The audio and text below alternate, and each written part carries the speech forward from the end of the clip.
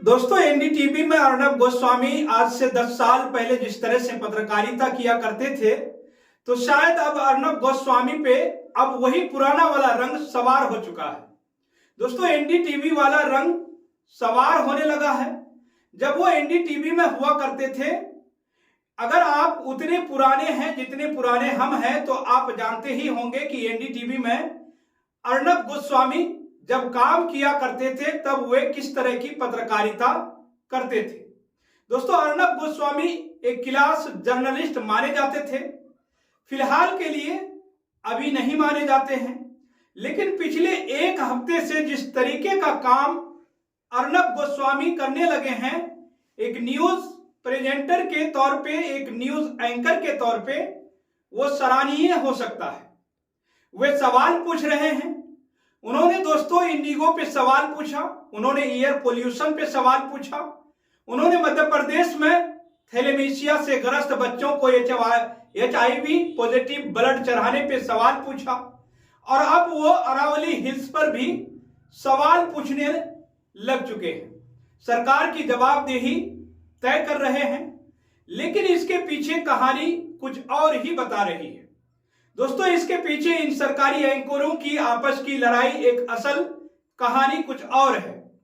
अर्नब गोस्वामी का एक वीडियो बड़ा तेजी के साथ इस वक्त सोशल मीडिया पर वायरल हो रहा है, जिसमें वे कहते हुए देखे जा सकते हैं कि क्या 15 करोड़ में खरीदे गए जर्नलिस्ट या फिर एंकर, ये सवाल पूछ रहे हैं।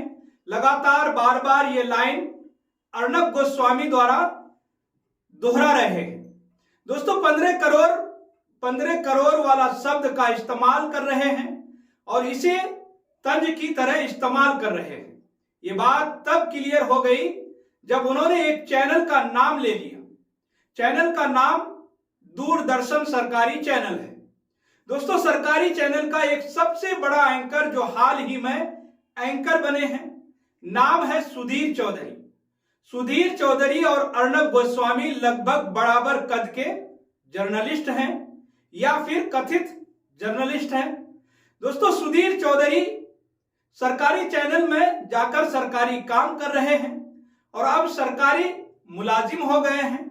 सरकारी मुलाजिम होने के नाते जाहिर सी बात है दोस्तों कि सरकार का पक्ष भी ले रहे हैं और सवाल करना बंद कर चुके हैं।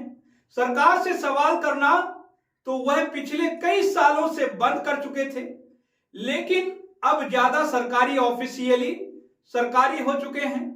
अर्नब गोस्वामी सुधीर चौधरी को टारगेट करते हुए बार बार ये कह रहे हैं कि 15 करोड़ में खरीदे हुए पत्रकार क्या ये सवाल पूछेंगे, और कह रहे हैं कि क्या दूरदर्शन ये सवाल पूछेगा।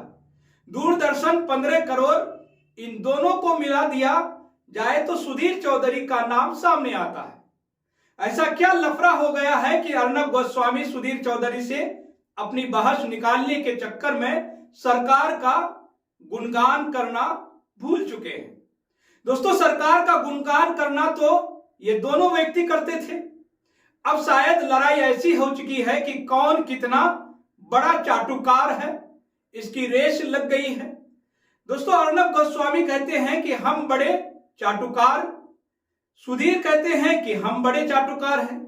इन दोनों चाटुकारों के बीच में कदम चाटने की, तलवे चाटने की रेस लगी हुई है। एक ने तरीका इस्तेमाल किया है कि कौन कितना पैर गीला कर सकता है, मालिक का और नेताओं का, और कौन नेता आप खुद सोचिए दोस्तों। और एक तरीका इस्तेमाल कर रहा है कि सरकार को दिखाने का कि अगर आपने हमें अपना फेवरेट नहीं बताया तो हम कितना बड़ा नुकसान आपका कर सकते हैं। और अर्नब गोस्वामी दोस्तों यही अब इस वक्त कर रहे हैं। बीते 1.5-2 हफ्ते से हर बड़े मुद्दे पर अर्नब गोस्वामी सवाल पूछ रहे हैं, हर बड़े मुद्दे पर सरकार को घेर रहे हैं, हर बड़े मुद्दे पर कटाक्ष कर रहे हैं, प्रोग्राम बिठा रहे हैं। इंडिगो मामले में सवाल पूछे गए। इंडिगो मामले में उन्होंने यहां तक कह दिया कि चाहे जो नेता नाराज हो जाए, हम तो सवाल पूछकर ही रहेंगे, पूछेंगे ही, और सवाल पूछना इनका काम है। AQI के बारे में कहा कि जो लोग एयर प्यूरिफायर वाले कमरों में बैठे हैं वो लोग नहीं समझ सकते कि दिल्ली के हालत क्या है। यहां तक कि मध्य प्रदेश के HIV कांड में भी उन्होंने कई सवाल पूछे। 7 मिनट में 70 लाख के पटाखे जला देने वाले नेताओं तक को घेर लिया और अब अरावली पर भी सवाल पूछ रहे हैं। दोस्तों, अर्नब गोस्वामी असल में सरकार को डराना चाहते हैं।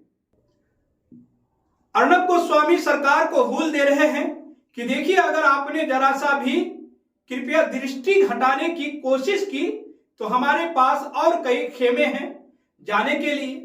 दोस्तों, अर्नब गोस्वामी ने यह बात साफ कर दी है कि उनके पास ऑडियंस है, उनके पास अपनी आवाज है, अपना प्रोग्राम है और अपने लिखे हुए सवाल भी उनके साथ है। सवाल यहां पे क्या है कि यदि अर्नब गोस्वामी आज सवाल पूछ रहे हैं, दोस्तों पिछले 10 सालों से जो जहर इन लोगों ने फैलाया, जो सांप्रदायिकता इन्होंने फैलाई, उसका इलाज कौन करेगा? आज अब बहुत भले बन जाएंगे, सरकार ये सवाल पूछ लेंगे, लेकिन जो आपके पिछले पाप हैं उनका हिसाब भी आपको देना पड़ेगा। आप ये नहीं समझ सकते कि आज अच्छे काम करने से हमारे पाप धुल जाएंगे। 4 सवाल पूछ के गंगा नहीं नहाई जाती है। अगर आप सत्य प्रयास से रोजाना सवाल पूछेंगे तो पत्रकार कहलाए जाएंगे। ये मौसमी मेंढक ना बने कि आप आज सवाल पूछ लें और पीछे जितना आपने कर्मकांड किए हैं दुनिया भूल जाएगी। जी हां दोस्तों, ऑडियंस भूल सकती है लेकिन हम जैसे लोग बिल्कुल भी नहीं भूल सकते। दोस्तों, आपके इस पूरी खबर के बारे में क्या विचार है, आपकी क्या राय है, आप हमारे कमेंट सेक्शन में जरूर बताइएगा। और साथ ही दोस्तों, अगर आपने अभी तक केनी न्यूज को सब्सक्राइब नहीं किए हैं तो सब्सक्राइब जरूर कर लें और बेल आइकन को भी दबाना ना भूलें।